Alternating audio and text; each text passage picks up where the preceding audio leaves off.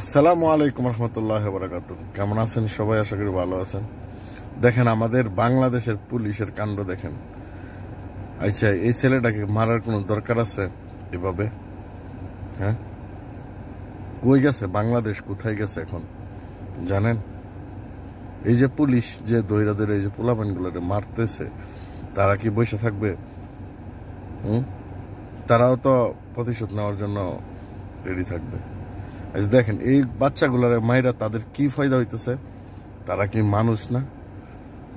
না, তারা মানুষ নামের পশু। তারা কি মানুষ না? এই মানুষ হয়ে মানুষের প্রতি তাদের আকৃষ্ট নাই।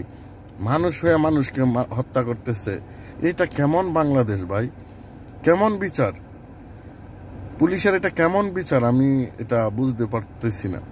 আপনারা যদি কেউ বুঝেন তাহলে অবশ্যই ভিডিওটা দেখে যাবেন, তো আমাকে জানাবেন। বাই, আল্লাহ হাফিজ, ধন্যবাদ।